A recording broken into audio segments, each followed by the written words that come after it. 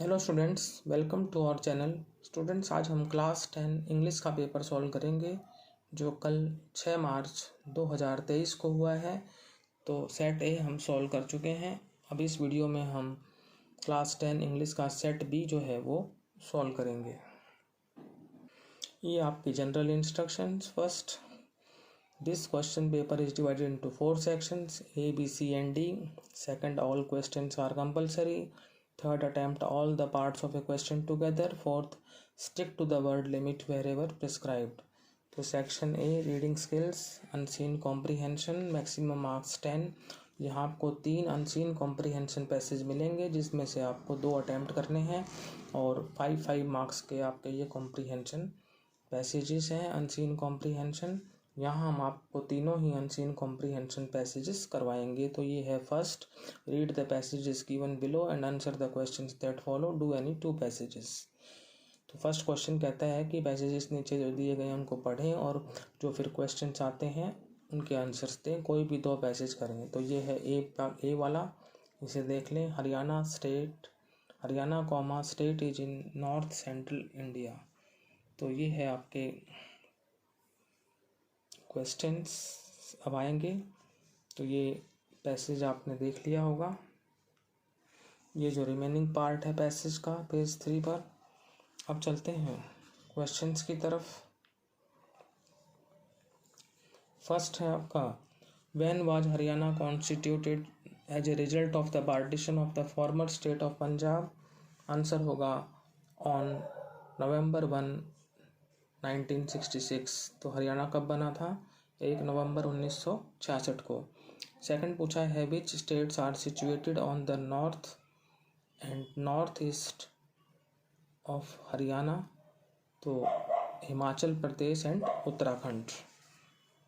Third है, where is the national dairy research institute situated. तो ये करनाल में है, एट करनाल। फोर्थ है आपका, when was the national institute of technology established at Kurukshetra. तो national institute of technology established हुई थी कुरुक्षेत्र में 1963 में। फिफ्थ है, which state is situated on the south and south west of Haryana. That is Rajasthan.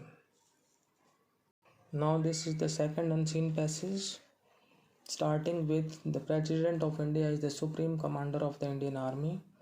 तो ये पैसेज आपका इंडियन आर्मी से संबंधित है, इसे देख लें। अब क्वेश्चन सॉल्व करते हैं। Questions, first one, who is the supreme commander of the Indian army. वो हैं हमारे राष्ट्रपति, द प्रेसिडेंट। सेकंड है, what is the motto of the Indian army. Indian army का मोटो क्या है? वो है सेवा परमो धर्म। सेवा परमो धर्म, ये हमारी इंडियन आर्मी का मोटो है। थर्ड है, which is the highest military honour given to the Indian soldiers. भारतीय सिपाहियों को जो उच्च मिलिट्री ऑनर दिया जाता है वो है परमवीर चक्र। उसके बाद फोर्थ है, how many soldiers have been awarded with Param Vir Chakra award. कितने सोल्जर्स को परमवीर चक्र अवार्ड जो है दिया गया है? 21 सोल्जर्स। फिफ्थ है, व्हेन वॉज द बेले bridge built by the Indian army. Indian army द्वारा जो है बेले ब्रिज कब बनाया गया? इन अगस्त 1982। तो अब चलते हैं पैसेज 3 पर।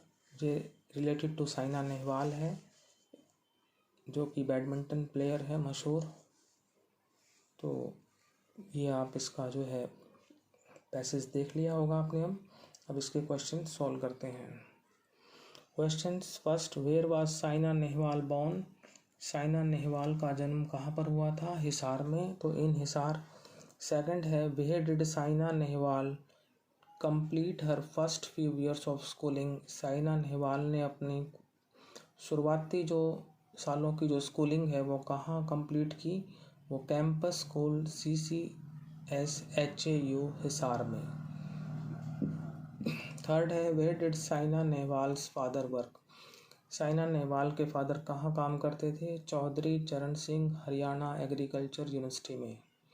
फोर्थ है, when did Saina Nehwal take up badminton. Saina Nehwal ने बैडमिंटन कब शुरू किया? एट द एज ऑफ 8 साल की उम्र में, when her father was transferred from Haryana to Hyderabad.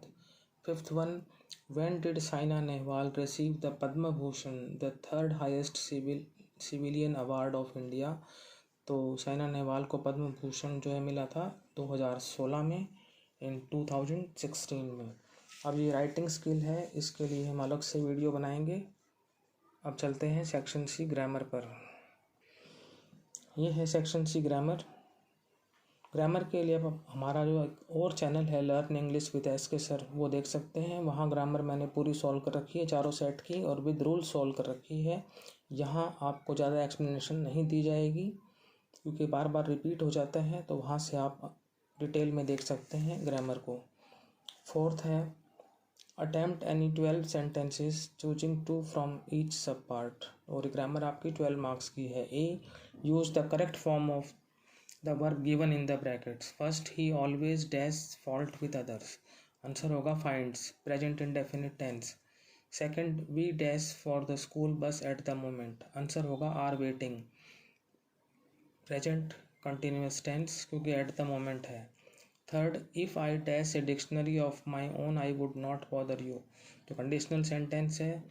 If वाले भाग में जो है सेकंड फॉर्म आएगी क्योंकि दूसरे भाग में वुड प्लस फर्स्ट फॉर्म है, तो हेड आएगा answer. B, fill in the blanks with appropriate articles given in the brackets wherever necessary. First, he did not speak dash word in self defense, तो answer होगा आपका a. Second है he has dash ulcer on his mouth, answer आएगा N.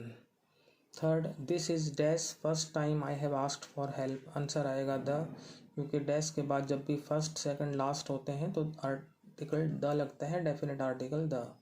सी है अब आपकी indirect speech में change करने हैं सेंटेंसेस को। Rewrite the following sentences in indirect speech. First, he said to me who taught me English. Past indefinite tense जो है वो पास्ट परफेक्ट में चेंज होगा, और इंटरोगेटिव सेंटेंस है तो सेड टू आस्क में चेंज हो जाएगा। आंसर होगा he asked me who had taught him English. Second, he said light travels in a straight line. Reported speech में जो है यूनिवर्सल ट्रूथ है, तो एज इट इज रहेगा रिपोर्टेड स्पीच का भाग। सिर्फ रिपोर्टिंग और रिपोर्टेड स्पीच को दैट से जोड़ेंगे, तो he said that light travels in a straight line. Third है he said comma inverted comma start what a beautiful sight exclamatory sign, inverted comma close, तो एक्सक्लेमेटरी सेंटेंस है आपका ये।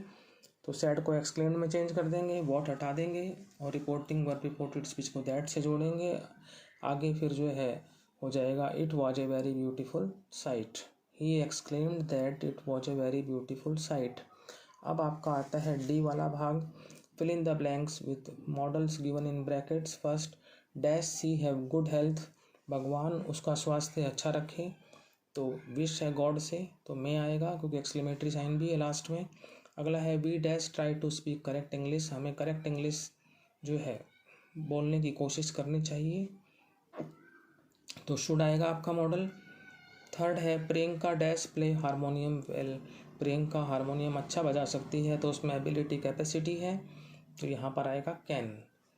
अब आपका ई है combine the sentences using a noun clause in each case. First, I said something I am sorry for it, तो इसको join करेंगे, कंबाइन करेंगे तो आंसर बनेगा I am sorry for what I said, something नहीं आएगा। Second, what does the teacher से listen to it, तो हम स्टार्ट करेंगे लिसन टू से, इट हटा देंगे, फिर व्हाट द टीचर और डज हटा के से का सेज कर देंगे, तो listen to what the teacher says. Third, he will win a scholarship I am sure, तो स्टार्ट करेंगे आई एम श्योर से, फिर दैट लगाएंगे, उसके बाद he will win a scholarship, तो I am sure that he will win a scholarship.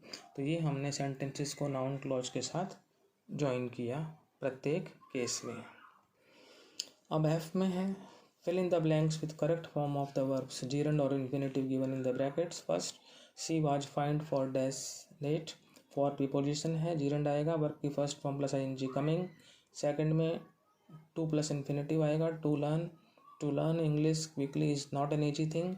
Third में he did nothing but dash laugh आएगा, क्योंकि बट के बाद जो है हम बेर इन्फिनेटिव लगाते हैं, तो बेर इन्फिनेटिव है आपका लाफ।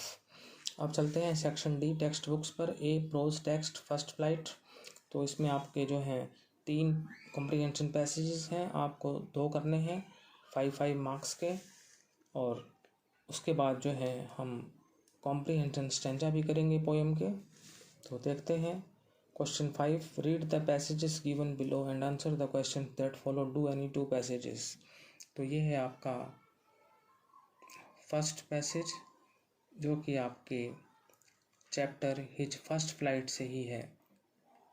तो ये है आपका ये पैसेज। अब इसके क्वेश्चन सॉल्व करते हैं।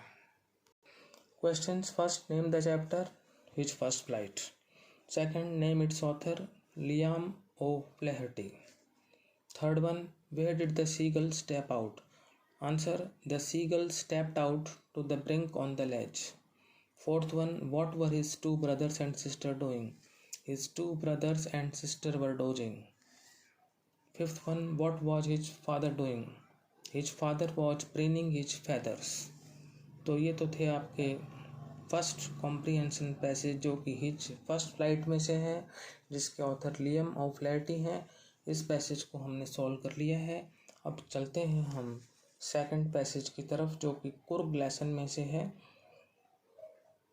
ये पैसेज आपने देख लिया होगा। अब हम इसके जो है क्वेश्चंस हैं उनको देखते हैं और आंसर्स क्या होंगे ये देखते हैं। क्वेश्चंस के क्या आंसर बनेंगे। First, name the chapter. Name of the chapter is Coorg. फिर नेम इट्स ऑथर, इसके ऑथर हैं Lokesh Abrol, author is Lokesh Abrol. Third, which crops are grown in Coorg. Coorg में कौन सी फसलें उगाई जाती हैं, तो वो हैं स्पाइसिस एंड कॉफ़ी। तो spices and coffee are grown in Coorg. Spices means मसाले। फोर्थ है, what is the best time to visit Coorg.